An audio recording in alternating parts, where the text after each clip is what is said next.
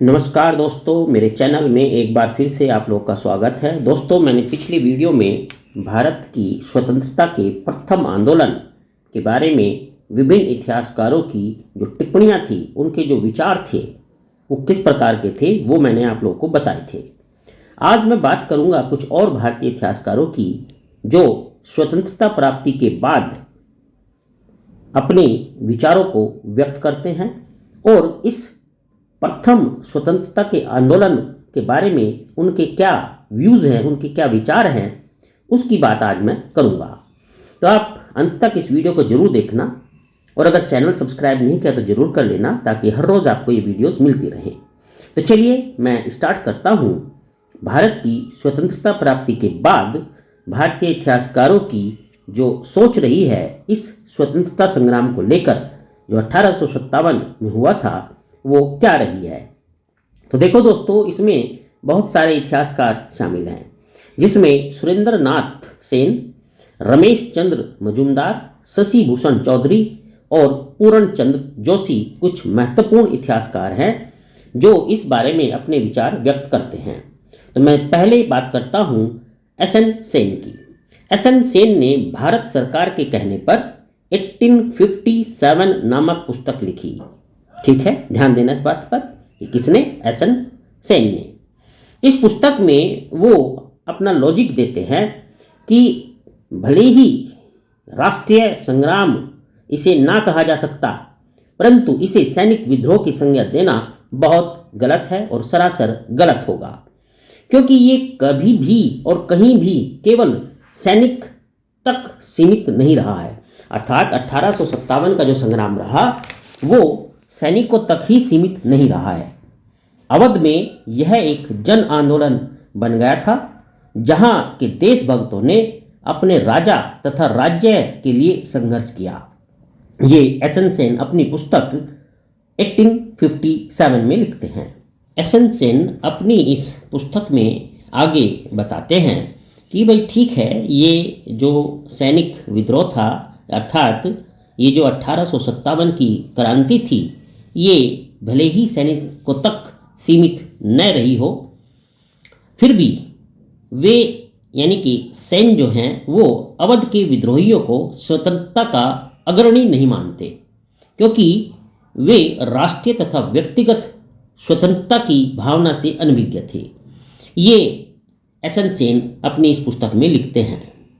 आगे बात करता हूं मैं आर.सी. मजूमदार की।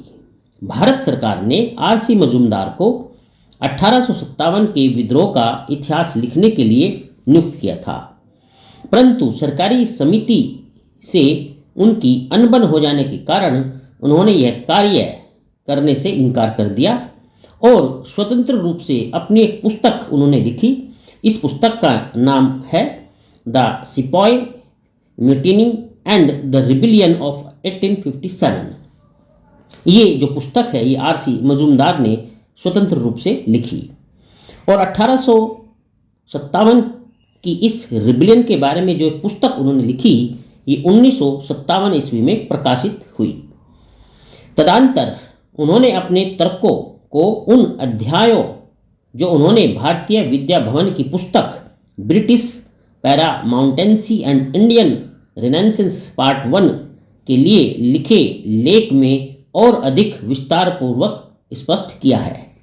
उन्होंने इस पुस्तक में निष्कर्ष निकाला है कि यह तथाकथित प्रथम राष्ट्रीय स्वतंत्रता संग्राम न तो प्रथम, न ही राष्ट्रीय और न ही स्वतंत्रता संग्राम था। ये आर.सी. मजूमदार कहते हैं।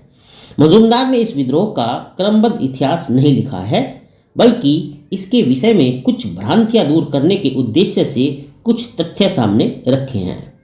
उनके विचार से इसे राष्ट्रीय आंदोलन नहीं कहा जा सकता। ये आर.सी. मजूमदार के विचार की बात हो रही है। इसने देश के विभिन्न भागों में अलग अलग रूप धारण किए। उनकी मुख्य देन इस विद्रोह के गंभीर प्रभाव के प्रति आगे आने वाली पीढ़ियों का ध्यान आकर्षित करना है। अब मैं बात करता हूं आगे शशि भूषण चौधरी की। शशि भूषण चौधरी 1957 ईस्वी में अपनी जो पुस्तक उनकी प्रकाशित हुई, जिसका नाम है civil rebellion in Indian mutinies 1857-1859। ये उनकी उस पुस्तक का नाम है जो 1857 और 1858 ईस्वी की घटनाओं को सैनिक व असैनिक विद्रोह के सम्मिश्रण के रूप में देखते हैं। उनका कहना है कि इस विद्रोह का पहले से कृषक विद्रोहों से संबंध देखा जा सकता है। उन्होंने इस ओर ध्यान आकर्षित किया है कि मूल रूप से लोग अपनी संस्कृति और तौर तरीकों की रक्षा करने के लिए प्रयत्न कर रहे थे। मतलब अगर देखा जाए तो ये जो अपने लेखक हैं ये इसको एक मिक्स तरीके का विद्रोह मानते हैं। 1957 ईस्वी में पूर्ण चंद्र जोशी द्वारा एक पुस्तक संपादित हुई जिसका नाम है रिबेलियन 1857 ए सिंपोजियम। इसका पूरा नाम है रिबेलियन 1857 ए सिंपोजियम। इसमें मार्क्सवाद दृष्टिकोण से 1857 की घटनाओं का विश्लेषण किया गया है। शशि भूषण चौधरी ने अपनी एक अन्य पुस्तक और लिखी है जिसका नाम है थ्योरीज ऑफ इंडियन म्यूटिनी, और इसमें ये 1857 के संघर्ष को स्वतंत्रता संग्राम मानते हैं। तो इस तरीके से शशि भूषण चौधरी जो है 1857 के जो संघर्ष हुए, जो स्वतंत्रता आंदोलन हुआ, उसको वे एक स्वतंत्रता का संग्राम मानते हैं। तो दोस्तों ये थी कुछ विचार, कुछ टिप्पणियाँ जो आज़ादी के बाद भारत के कुछ इतिहासकारों ने इस 1857 की क्रांति यानी भारत का प्रथम स्वतंत्रता संग्राम से संबंधित जो उनकी भावनाएं रही हैं। तो चलिए आज मैं यहीं इसको विराम देता हूं और अपनी अगली वीडियो में बताऊंगा कि इसका आगे और क्या दृष्टिकोण रहा। तो आप मुझसे जुड़े रहिए, चैनल को जरूर सब्सक्राइब कर लीजिए। चलिए आपका दिन शुभ हो। आपका बहुत बहुत धन्यवाद।